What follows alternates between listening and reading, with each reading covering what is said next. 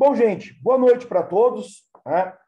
Estamos, então, agora dando continuidade, né, às atividades de revisão para o vestibular Unesp, promovido pelo Colégio Objetivo Assis. Aqueles que não me conhecem, sou o professor Tiago, mas podem aí me chamar de Coxa, em que estaremos, na noite de hoje, dando continuidade, né, aos trabalhos desse ciclo revisional. No meu caso aqui, trabalhando o componente curricular de Geografia. Eu quero, inicialmente, aqui, saudar a todos os presentes, como também aí, já de antemão, desejar a vocês uma ótima prova de vestibular. Não gosto de desejar boa sorte, porque uma prova de um vestibular não é um processo que envolve sorte ou azar, né? Mas é um processo que vai envolver o quê? Efetivamente, a materialização de todo o processo aí de construção, de preparação que vocês já vêm executando ao longo da vida escolar de vocês, né? Com uma ênfase maior no ensino médio e nos cursos pré-vestibular, certo? Bom, como vocês têm pleno entendimento, né? Uma hora-aula seria um tempo, é um tempo, eu diria, impossível da gente poder trabalhar, esgotar todos os assuntos. Entretanto, pessoal, para esta atividade de hoje, eu fiz aqui uma seleção de alguns assuntos, mesclando simultaneamente atualidades e geografia, cotidiano e geografia, contemporaneidade e geografia, certo? E com base neste levantamento, certo? Eu organizei esta aula da seguinte maneira, em algumas partes. A primeira parte, eu faço uma apresentação dos conteúdos, né, que mais recorrentemente vêm sendo cobrados nos vestibulares de 2010 a 2020, certo? Levantamento este que foi usado como banco de base, como banco de dados, o SuperPro, tudo bem? Depois, eu faço uma apresentação sobre a estrutura da prova em geografia física e em geografia geral, tudo bem? Na sequência, na terceira parte, eu estarei aqui fazendo alguns comentários, né, sobre esses tópicos levantados, tudo bem? Alguns dos, né, porque é praticamente impossível trabalhar todos, né, nesse recorte temporal. E, por último, nós estaremos, então, realizando aqui alguns exercícios que eu levantei, seguindo ali mais ou menos o padrão, mais ou menos o modelo que a Unesp cobra em suas questões de múltipla escolha dentro do componente curricular de geografia. Tudo bem? O que eu peço a vocês é que, a qualquer momento que vocês tiverem qualquer dúvida, tá bom? Fiquem à vontade para abrirem o áudio, chamarem, perguntarem, ou quem tiver sem microfone, pelo próprio chat, tudo bem? Então, permaneço sempre aí a qualquer disposição, a total disposição a qualquer momento, tudo bem? Então, vamos lá, então, começando aqui. Bom, o estilo de prova. Como aqueles que já são meus alunos sabem, né, eu sempre comento isso, e aqueles que não são ficam sabendo agora, a Unesp, ela tem um estilo de prova, eu diria, bastante previsível, tá? Estilo de prova e não conteúdo. Às vezes os alunos me perguntam assim, Coxa, o que você acha que vai cair na prova? Eu falo, algum conteúdo presente no edital. Não vai cair nada além e nada aquém, ou seja, nada diferente daquilo que está no edital, certo? Então, você dizer, você afirmar, olha, esse assunto vai cair numa forma impositiva, numa forma afirmativa, como eu digo aos alunos, das duas, uma. ou você está blefando, né, atirando no escuro para ver se acerta, ou você teve acesso a alguma informação privilegiada, né? Então, o que eu gosto de orientar os alunos? Que existem aqueles assuntos de maior probabilidade, aqueles assuntos de maior evidência dentro do padrão da prova Unesp. A prova de geografia da Unesp, pessoal, ela tem como característica um modelo estrutural de questões que rarissimamente vai abrir espaço para interpretações ou entendimentos dúbios, subjetivos. Não. A Unesp tem uma estrutura de questão muito clara, muito objetiva em relação à sua estruturação de pergunta. Ou seja, você lê a pergunta e já sabe o que ela está querendo de você, o comando seu, certo? Isso tanto na área de geografia física, como também na parte de geografia humana, certo? Dentro de geografia física, né? Essa é uma parte bastante importante na prova da Unesp, tá? Que as questões... Só quem está com o áudio aberto aí, pessoal, pedir por gentileza para desligar o microfone, tá bom? Obrigado. Mas abram na hora de perguntar, tá bom? Então, pessoal, olha só. A geografia física é uma parte bastante importante nas provas da Unesp. Há questões bastante específicas, como as que pedem, por exemplo, classificação, zona de ocorrência e, olha só um detalhe aqui, moçada, a interação dos elementos da geografia física, clima, relevo, vegetação, hidrografia, certo? Com o meio social, ou seja, a clássica relação homem-meio. Tudo bem?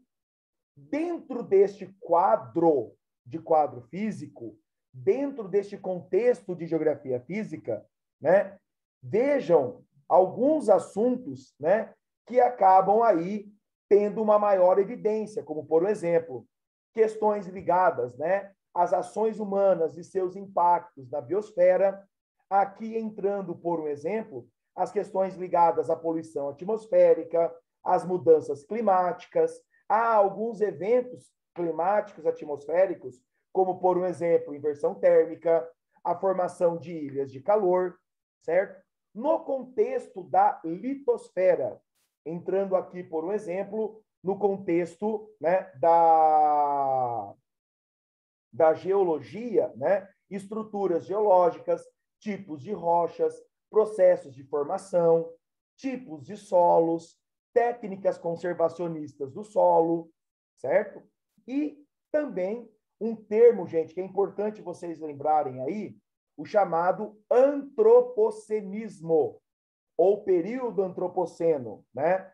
Que é um nome, um conceito que vem ganhando bastante destaque dentro da comunidade científica e que, repito, sobretudo a partir da Revolução Industrial, passa-se a considerar, passa-se a ter as forças humanas como as grandes energias modeladoras e interventoras dentro da dinâmica natural planetária, certo?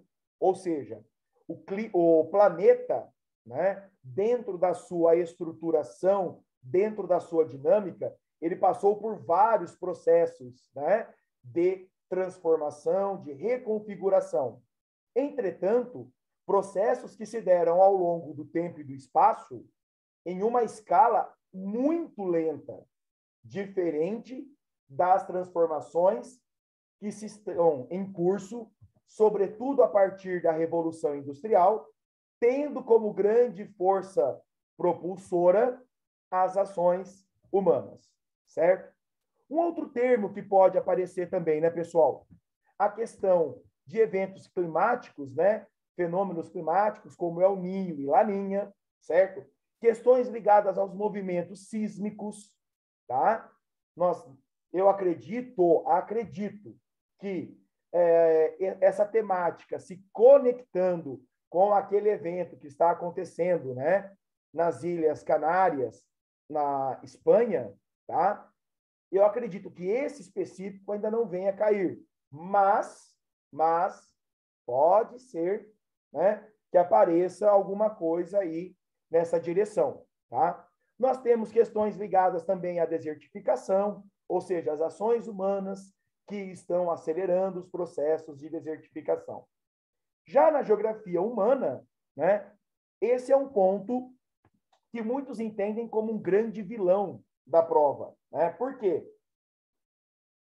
Porque é uma parte que especificamente vai se tratar do quê? Das relações homem-homem e homem-meio. Ou seja, traz a espécie humana, né, e suas inúmeras ações e relações como o epicentro aí dos pontos a serem discutidos, certo?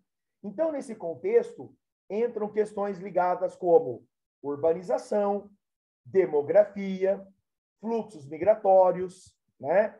E as consequências desses eventos, né?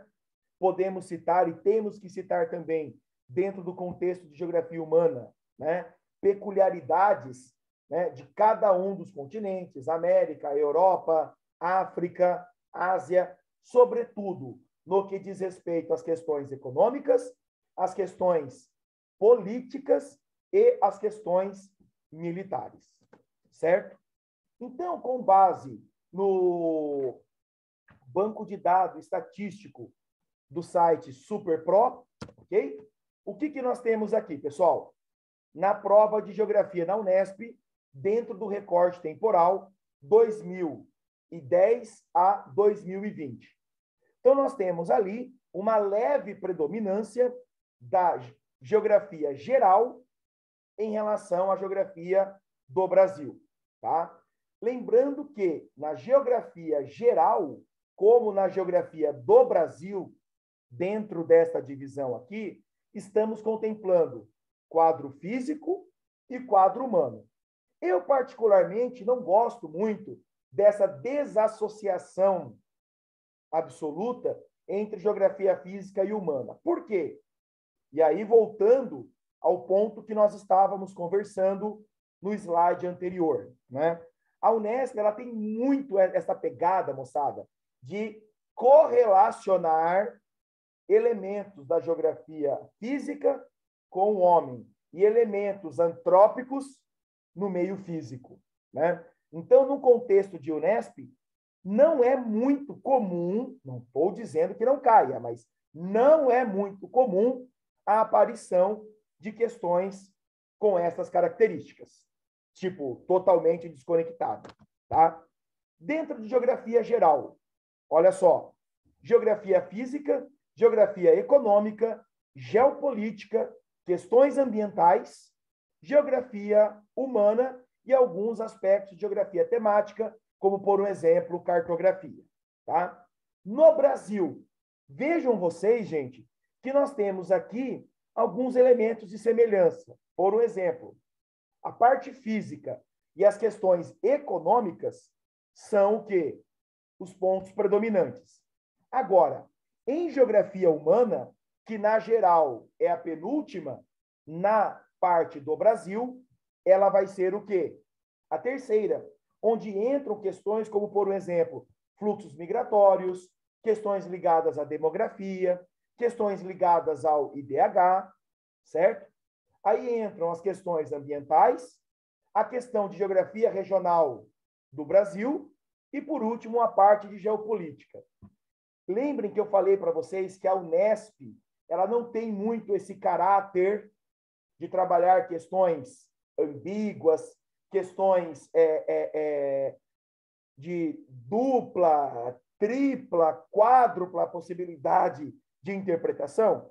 Então, dentro de geopolítica, tá, serão trabalhados assuntos com fatos concretos, fatos consumados, tá? E mesmo os fatos ainda em curso, ainda em ocorrência, tá? Não vão ser questões que possibilitarão essa ideia tipo, pô, mas e aí?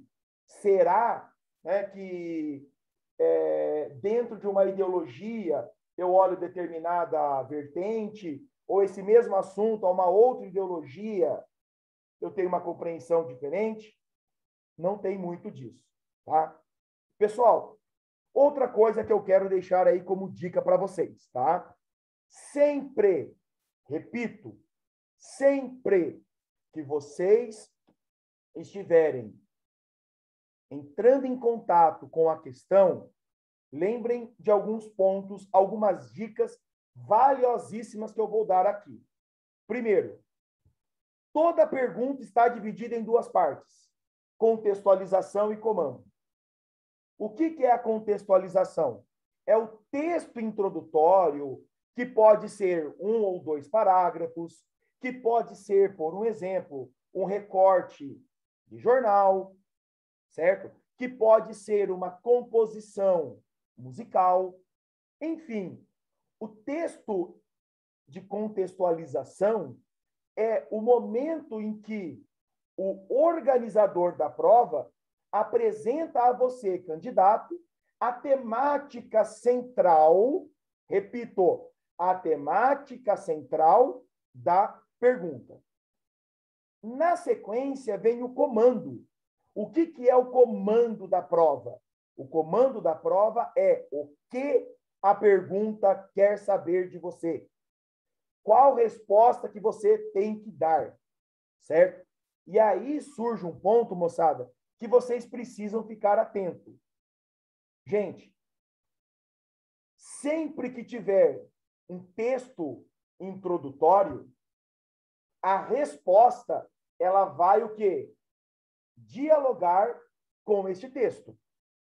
Eu falo que textos introdutórios, gráficos, tabelas, mapas, planilhas, né? Fragmentos de jornais, charges, nunca estão ali para deixar a prova maior, mais bonita ou qualquer outra coisa do gênero. Não. Esses materiais estão ali para dialogar com o aluno, dialogar com a pergunta, para ser um instrumento norteador, um instrumento balizador, tá?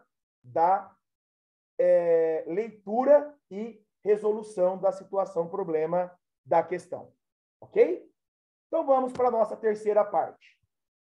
Eu listei aqui alguns tópicos, tá bom? Em que eu estarei aí tratando, em que eu estarei abordando com vocês, e a qualquer momento, fiquem à vontade para vocês me interromperem, me chamarem para tirarem dúvidas, tá?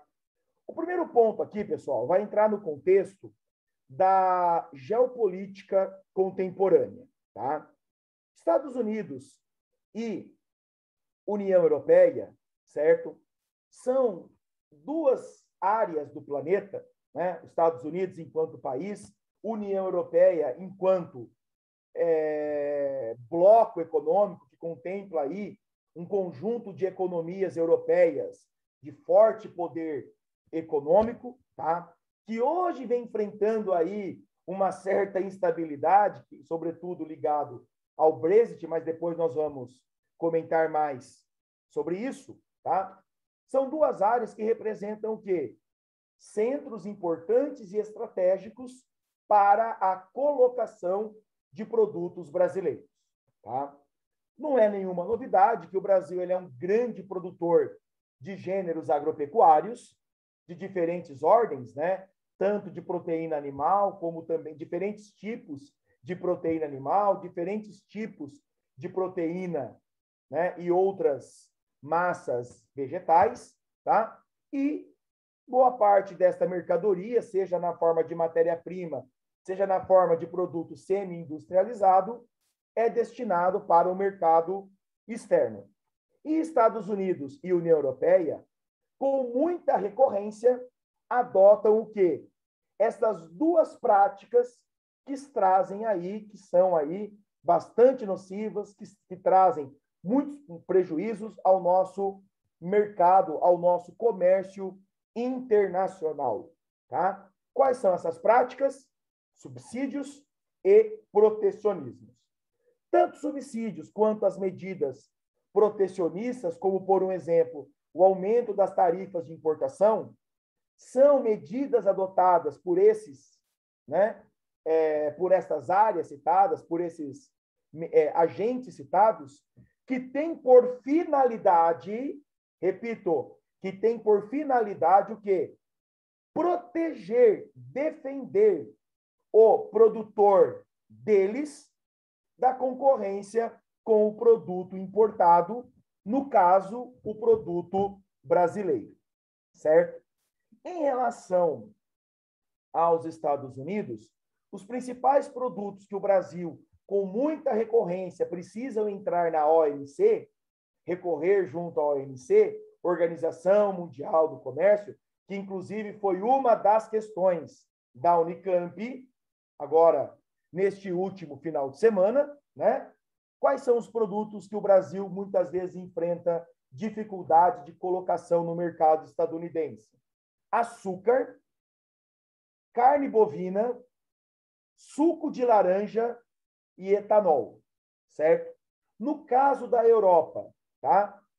Os principais produtos que o Brasil muitas vezes tem dificuldade para colocar, principalmente açúcar, carnes, certo? E, dependendo do país, a questão do suco de laranja, tá?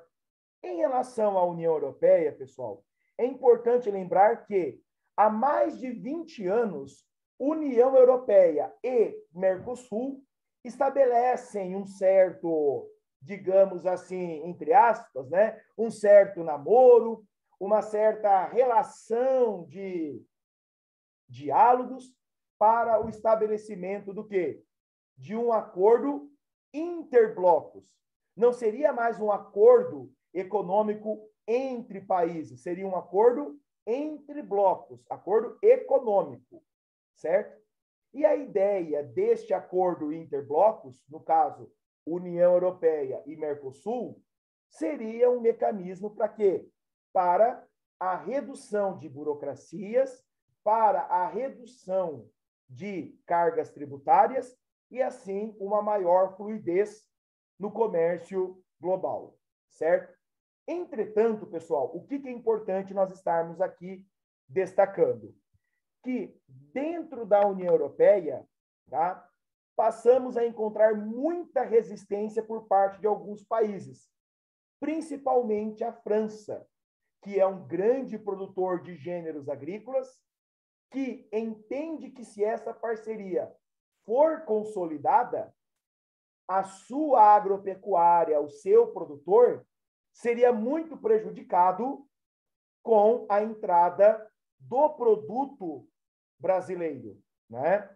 Então, há vários e vários momentos, o governo francês, certo? Não só agora com o Macron, não só agora, há tempo já, nós temos o quê? Uma movimentação de tentar o quê? Retardar ou mudar um pouco alguns desses parâmetros. E a União Europeia, que não é boba nem nada, ela quer o quê? Uma maior fluidez para produtos industrializados, onde eles são mais eficientes, e uma menor fluidez, tá? Para produtos do setor agropecuário, que seria onde nós somos mais vantajosos. É óbvio que isso, tá? Até hoje não está plenamente constituído, não está claro ainda, não está definido. Muitas águas ainda rolarão aí por debaixo da ponte, né? Um outro ponto que eu quero trazer a vocês aqui é a questão de compras de terras em países emergentes por governos e empresas de países ricos, tá? Hoje nós temos, pessoal, nós estamos presenciando no contexto geopolítico internacional um movimento muito intenso, tá, de compras de terras, principalmente em países do continente africano, por grupos de investimentos ou até mesmo por governos de países do Oriente Médio e de algumas áreas da Ásia, principalmente a China. Tá? Qual que é a argumentação para esta compra de terras? É uma forma que esses países terem o quê? de garantirem áreas para a produção com produto destinado única e exclusivamente a eles para atender as demandas do mercado interno, certo? Num primeiro momento, vocês podem dizer assim, Coxa, mas que mal tem nisso? Na verdade, pessoal, essa é uma situação muito delicada, por quê? Porque muitos desses países, né, que passam aí por esses processos de vendas de terras, tá? Eles são países que acabam vivendo uma situação ambígua, né? De um lado, são países que dependem de ajuda humanitária internacional para alimentar suas populações, mas, de outro lado, são exportadores de commodities para países centrais que são donos de terras em seus territórios, certo? Então, vejam vocês que essa é uma situação que pode ser cobrada em vestibular, no caso da Unesp, pedindo que você considere, sobretudo, o porquê desse processo e as consequências, sobretudo, para os países que têm terras compradas em relação à sua população, tá? Trazendo a questão da estrutura fundiária brasileira, né?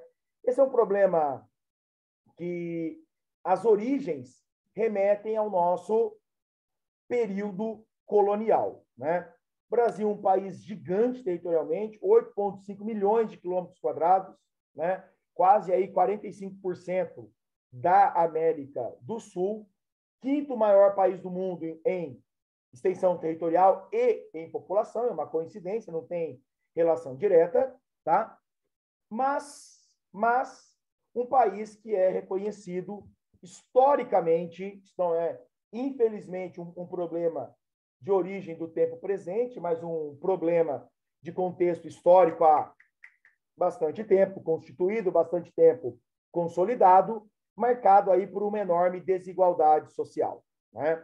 Essa desigualdade social reflete de uma sociedade escravocrata, reflexo de um modelo de colonização, de exploração e resultado também de inoperâncias, né, governamentais ao longo do tempo da chamada história brasileira, né? Seja a história brasileira monárquica, seja a história brasileira republicana. Tudo bem?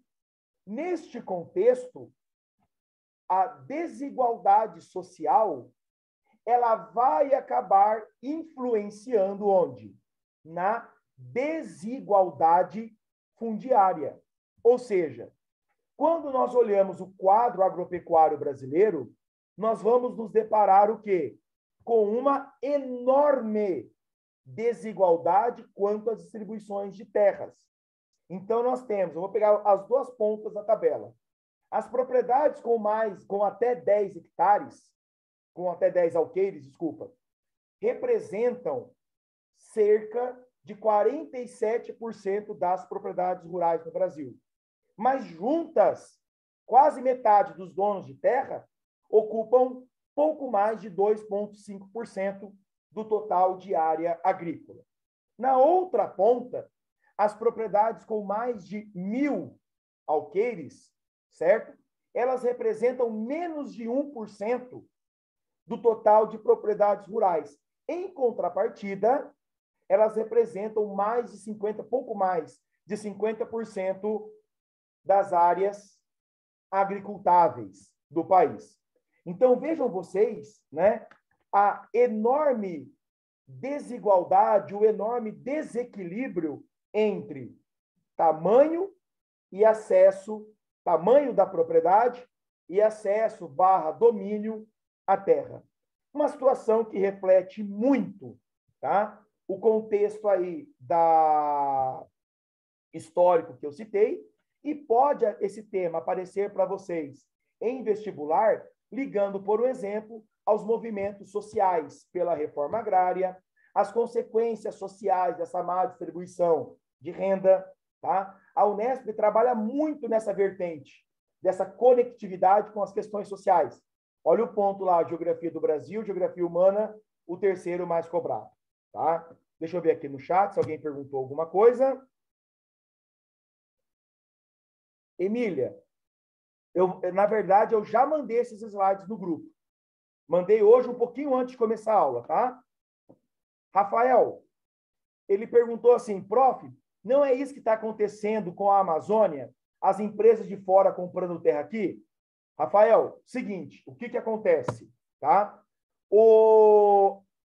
No Brasil, diferente do que acontece com muitos dos países africanos, tá? Nós temos uma legislação limitadora ao tamanho da área que uma empresa estrangeira, que um grupo estrangeiro, que um capital estrangeiro pode comprar, tá? Temos, sim, vários casos, Rafael, temos, mas muito longe daquilo que está acontecendo no continente africano. Tudo bem? Respondido? Deixa eu ver mais aqui, mais alguma pergunta, vamos lá. Ô, Maria Beatriz, tudo bem? Tudo certinho? Vamos lá então, moçada.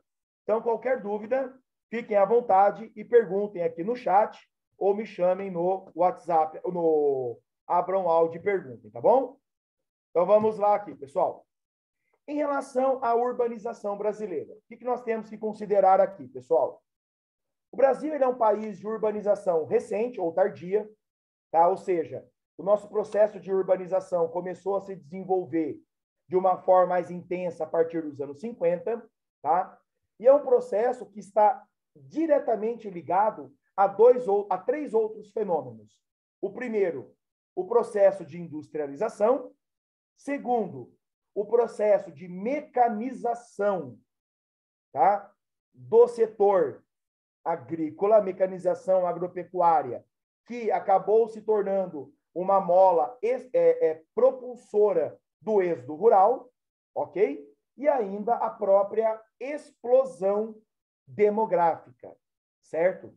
Então, quando nós olhamos o Brasil dos anos 50, que tinha mais ou menos 30% de população urbana, e olhamos o Brasil de 2021 com mais de 86% de população urbana, podemos chegar aí a esse entendimento inicial, que é um país de urbanização recente, acelerada, intensa, porém sem planejamento adequado. E essa ausência de planejamento adequado acabou culminando no quê, moçada? Na existência de inúmeros problemas de ordem social, inúmeros problemas de ordem ambiental, inúmeros problemas de ordem econômica que acabaram e acabam, e se nada for feito, continuarão, trazendo o quê? Inúmeras consequências para as pessoas, tá? Seja do ponto de vista de saúde, seja do ponto de vista econômico, seja em relação às poluições, né? De rios, ocupações irregulares, desmatamento, poluições atmosféricas, mobilidade urbana reduzida, né? A questão da violência, a questão do desemprego, tá? Hoje, a urbanização brasileira ela se encontra em um momento bastante peculiar.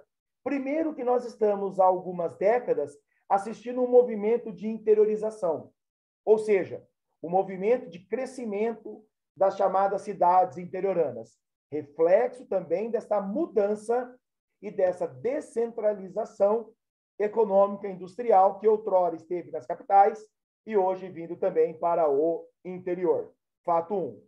Um outro fator é a chamada desmetropolização, tá? Que é a diminuição da centralidade, da hegemonia, do peso econômico que as áreas metropolitanas tinham. Hoje, essa importância toda, esse peso todo, ele é dividido com cidades importantes existentes no interior. Tudo bem? E é um processo aí que já está, eu não vou dizer encerrado, mas eu diria bastante estabilizado, tá? Um outro termo que eu quero trabalhar com vocês aqui, pessoal, tá? É a questão da dark economy, tá?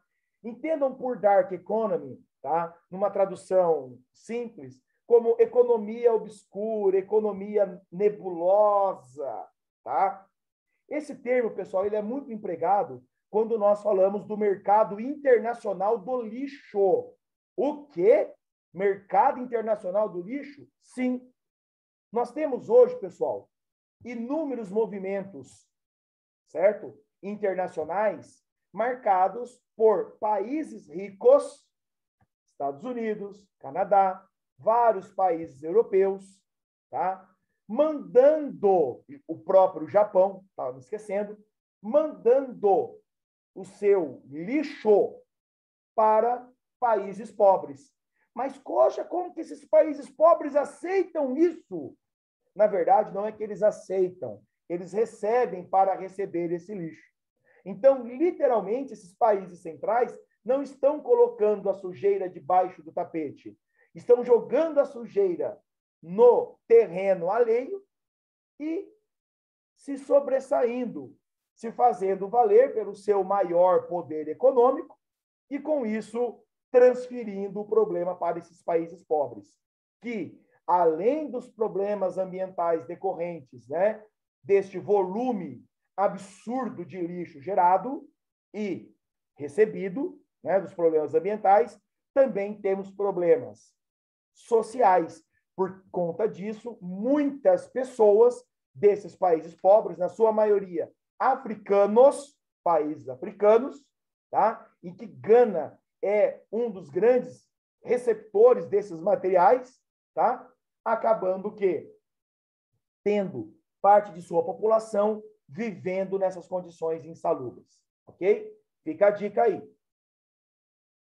Um ponto que nós temos que comentar também é a questão do uso de defensivos agrícolas, né? O Brasil ele é aí um dos maiores produtores, desculpa, um dos maiores consumidores de defensivos agrícolas, tá?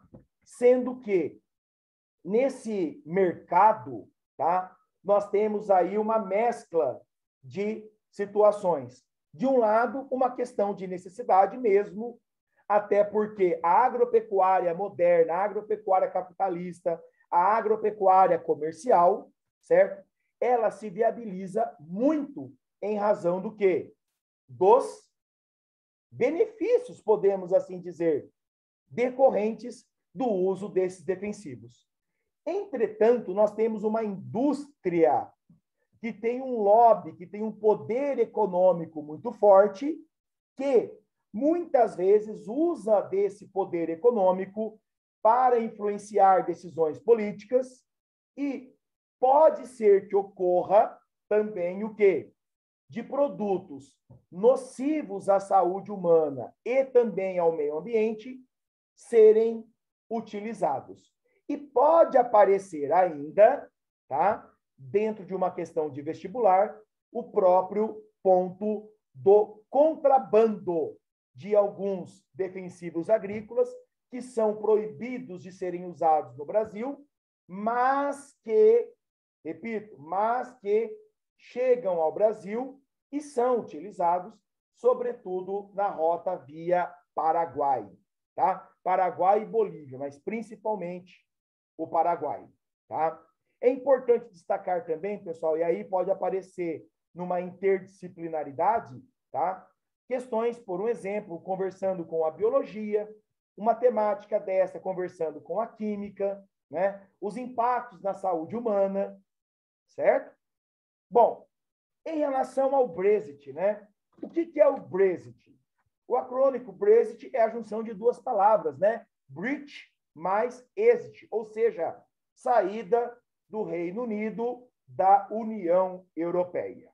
Bom, a saída do Reino Unido da União Europeia, apesar de ter iniciado o processo em 2016, é um sentimento antigo, tá? É um sentimento antigo da população, de uma parcela da população que o Reino Unido, eu falo, que não é apenas uma ilha geográfica, mas é uma ilha psicológica, né? Em que eles, antes de serem europeus, são britânicos. Então, você tem esse entendimento, essa situação posta. E, por muitas vezes, essa questão do Brexit já foi negociada, já foi posta, já foi abordada, mas nunca teve maiores avanços. Entretanto, como um dos reflexos da guerra civil na Síria, em razão do avanço do Estado Islâmico, certo? Inclusive, no canal ali tem videoaulas falando disso, tá? Mandei o link aí no grupo do meu canal de videoaula, são mais de 110 aulas, tá? Que variam aí de 3 a 15 minutos cada aula. Então, a média aí 6, 7 minutos, em que eu trato aí alguns dos pontos principais de cada uma dessas mais de 110 temáticas. Dê uma olhadinha lá também. Até segunda-feira, que é o dia da prova de humanas, né? Segunda, se não me engano. Tem tempo, tá? Dá para assistir aí alguma coisa. Mas vamos lá, então. Esse fluxo, esse conflito na Síria acabou gerando o quê? O intenso fluxo emigratório, né? Em que muitos refugiados sírios e iraquianos buscaram o quê? Refúgio no continente europeu, que há um bom tempo já não vinha tão bem economicamente. E uma parcela mais conservadora, gravem esse termo, conservadora da sociedade britânica, entendia que a entrada, a chegada, a presença desses refugiados representaria o quê? Enormes problemas ligados a um maior custo social e a uma escalada da violência, que inclusive é um ponto que nós fizemos uma videoaula aí no colégio, inclusive por uma coincidência com o professor Leandro, que foi quem me antecedeu, ele e eu fizemos uma aula sobre a questão do Paquistão, certo? Do Afeganistão, desculpa, e aí usamos o termo islamofobia, né? Que é o surgimento, fortalecimento e expansão, né? De um sentimento de ódio, aversão a pontos, pilares, fundamentos ligados ao islamismo. Mas, enfim, vamos lá. Dentro desta perspectiva toda, surgiu com maior intensidade, com maior, como que eu posso dizer assim, frequência, né? Manifestos dentro do Reino Unido pedindo a saída da União Europeia. Por quê? Porque Bruxelas, quando falar Bruxelas, entendam, né? Bruxelas, na Bélgica, que é a sede da União Europeia, estabeleceu, sobretudo a partir da influência, né, da quase ex-ministra Angela Merkel, primeira-ministra alemã, que vai deixar saudades, digo já essa afirmação, né? Vai deixar saudades porque terminou o mandato e ela não concorreu a eleições, não pode mais concorrer, que venceu os prazos de possibilidades. Mas, enfim, retomando aqui. Então, o que aconteceu? Os países membros da União Europeia passaram a ser obrigados a receber uma cota de refugiados. E em vários lugares na Europa começaram a surgir o quê? Sentimentos, manifestos, sobretudo dos chamados partidos de extrema-direita, que entendiam isso como um grande problema, né? Como um grande desafio para as suas sociedades. E neste conjunto de forte pressão, no ano de 2016, no meio de 2016, o então primeiro-ministro David Cameron realiza um plebiscito. Em um placar muito apertado, alguma coisa próximo a 51 versus 49, a população do Reino Unido decidiu, sim, queremos sair da União Europeia. No dia seguinte a este resultado, discordando totalmente, né, desta visão conservadora, David Cameron renuncia e o mesmo é substituído por Theresa May, membro do Partido Conservador, que assumiu com a promessa de conduzir este processo. Ao longo de 2016, 2017, a Theresa May negocia com Bruxelas, né, com os demais membros da União Europeia, os pontos dessa saída. Não esqueçam que o Reino Unido, como membro da União Europeia, usufruía de inúmeras benesses, como, por exemplo, maior fluidez na circulação material e imaterial, de capital, de pessoas, né? Benefícios no comércio intercontinental. E como que se daria isso? Né? Então, várias discussões foram executadas até que no ano de 2018 chegaram ao acordo. Bom, nós vamos, então, certo? estabelecer momentos ao longo de 2018, ao longo de 2019 para a saída. Entretanto, a Theresa May, já não tendo mais maioria no parlamento, não consegue o quê? Concretizar esse processo e, mais uma vez, o Brexit é adiado e ela renuncia, certo? Quando ela renuncia, ela é substituída, inclusive, pelo atual primeiro-ministro, Boris Johnson, que, entre os anos de 2019, trava uma verdadeira guerra com o parlamento britânico para poder o quê? Conduzir este processo. E, vendo que não teria uma saída fácil, a União Europeia dá uma carteirada, dá uma trucada no Reino Unido. Da seguinte maneira. E aí? Vão sair ou não vão sair? Se vão sair, saiam agora. Se não forem sair, então vão parar com tudo isso. Não sair significa o quê? Um ato antidemocrático. Lembrem que nas urnas a população quis. Tá? Foi aí que, no começo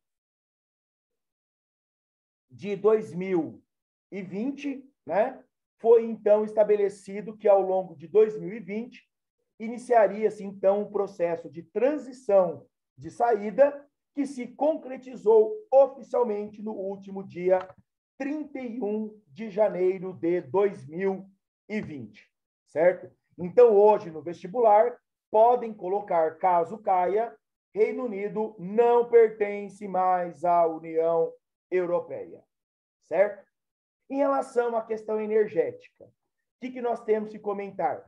Que no tempo presente nós temos uma pressão muito grande em cima dos chamados combustíveis fósseis, certo? E temos o quê? Uma pressão para a expansão dos chamados combustíveis renováveis. De um lado, eu tenho uma demanda ambiental que clama pela expansão desses chamados combustíveis de menor impacto, chamados combustíveis renováveis, como, por exemplo, eólica, solar, a biomassa, sobretudo, né, biodiesel, etanol, certo? Mas, de outro lado, eu tenho ainda uma indústria petrolífera muito conservadora, que, defendendo os seus interesses e apoiando-se no seu poder econômico, acabam por serem sempre o quê? Atravantes, como, por exemplo, esse que nós estamos assistindo agora durante a COP26. Tá? Então, na questão energética, pode aparecer também que a Unesp ela não tem medo de tacar o dedo na ferida, questões como, por exemplo, a crise elétrica no país, que não é um problema de hoje, há muito tempo já era esperado, já era sabido que poderíamos estar atravessando esta crise que estamos agora. Ok? Então, a importância, no caso Brasil, de se investir mais o quê? Em novas fontes de geração de energia elétrica para diminuir a nossa dependência da matriz hidráulica, ou seja, ficarmos menos reféns do regime pluvial. Tudo bem? No Oriente Médio, né, para a gente caminhar aqui para a parte final, um eterno barril de pólvora, sempre conflitos ligados a quê? A disputas territoriais, a divergências religiosas, muçulmanos xiitas contra sunitas, muçulmanos em gerais contra judeus, em alguns pontos, como no caso do Líbano, conflitos ainda envolvendo situações com os cristãos, tá? Disputas de fronteira, sobretudo conectado à questão da criação do Estado de Israel, disputas pela água, tá? Porque é uma região de clima árido, então o controle da água é um fator vital, e principalmente, repito, principalmente, que pode aparecer mais recentemente também, questões ligadas à Primavera Árabe e à Guerra Civil na Síria, tá? E sobre a Amazônia, tá? Nós temos que destacar o quê? A sua importância ambiental, não apenas em termos de Brasil, mas em termos de mundo, né? seja pela questão da biodiversidade, pela questão da água, pelos potenciais econômicos, né, que a floresta nos possibilita, seja também pelas questões climáticas, certo? Entretanto, o Brasil ele vem sendo aí alvo de muitos protestos, né, de muita pressão internacional por conta do quê? Do manejo inadequado desta floresta.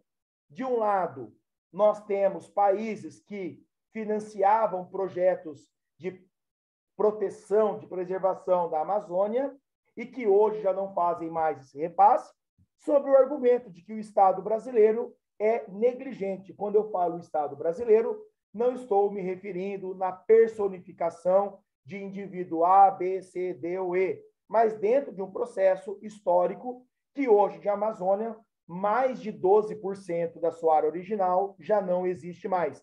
Em razão do quê? Incêndios, a sua maioria criminosos, tá? Não achem que foram os índios os responsáveis por todas essas ondas de incêndio, não, pelo amor de Deus, gente.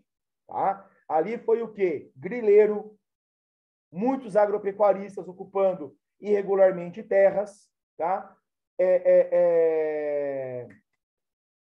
Processos de mineração, avanço da própria agropecuária, exploração madeireira, e tudo isso é óbvio, sendo alimentado, sim, por uma negligência da estrutura pública nacional em fiscalizar e proteger este que é um patrimônio mundial, né, da humanidade e que ele é, sim, um baita, repito, ele é, sim, um baita trunfo que o país tem para se apresentar nas negociações geopolíticas internacionais, como, por exemplo, a COP21, mas que, por razões das mais variadas, né, mais uma vez estamos sendo aí postos a uma condição secundária.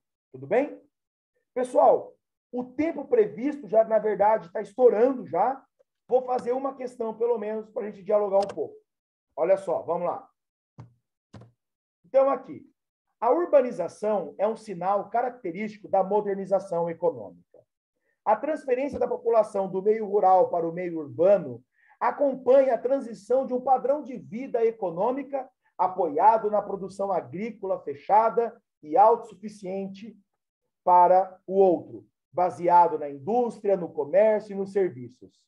Atrás do processo de urbanização encontra-se a intensificação da divisão social do trabalho e do aprofundamento da produção mercantil.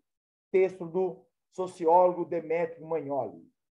O urbano diferencia-se do rural não somente pela sua posicionalidade, mas também por suas características sociais, econômicas e até culturais. Conforme o texto acima, podemos considerar que o espaço urbano envolve a práticas predominantemente relacionadas com o setor secundário, ou seja, indústria. Cidade e indústria são sinônimos? Ou seja, em toda cidade eu tenho intensa atividade industrial, predomínio de indústrias? Não, descarto A. B. Organizações de trabalho ordenadamente divididas, sem as mesmas atribuições austeras que geralmente se vinculam ao sistema produtivo. Será que nós não temos relações de trabalho austeras na cidade?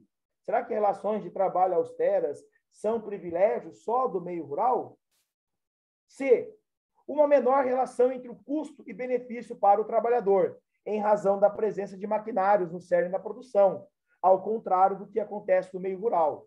Aqui está dizendo que só na cidade tem tecnologia e máquina, no campo não. Totalmente errado, né? Hoje nós temos esse fenômeno da mecanização do campo, que inclusive foi uma das causas para o êxodo rural, certo? Uma mais avançada produção tecnológica, haja vista que as cidades apresentam estruturas mecânicas mais avançadas que os grandes espaços de produção agrícola. Não, ambos são igualmente desenvolvidos. Aí, há uma lógica, olha só, de dependência econômica e social acentuada, haja vista que as cidades não foram capazes de alcançar a mesma autossuficiência do meio agrário. Ou seja, campo e cidade se relacionam. Tudo bem? Se interdependem. Depois, vamos aqui. Ó, Vamos pegar mais uma aqui. Oriente Médio. O grupo extremista Estado Islâmico, ISIS, originou-se na Al-Qaeda. O Estado Islâmico se fortaleceu após a retirada de tropas do Oriente Médio pelos Estados Unidos. Elaiá, hein? Mais uma vez. Esse grupo cobra impostos nas áreas dominadas, rouba bancos e contrabandeia petróleo. É daí que vem o dinheiro deles. O objetivo político do Estado Islâmico é confiscar as ricas fontes de recursos na Síria e no Iraque para mostrar força e recrutar novos adeptos. Eles usam essa estratégia para alcançar o seu objetivo. Esse não é o seu objetivo. B. Executar pessoas que se recusam a se converter ao islamismo sunita e divulgar imagens de decapitações. Eles usam isso para alcançar o seu objetivo, mas esse não é o seu objetivo. Olha C. A construir o Estado Islâmico sunita sob regime radical e controlar territórios na Síria, no Iraque e em outros países. Exatamente essa. Alternativa C. Tudo bem? Pessoal, em razão do horário, eu vou encerrando a gravação aqui e permaneço aberto para sanar as dúvidas que vocês tiverem, ok?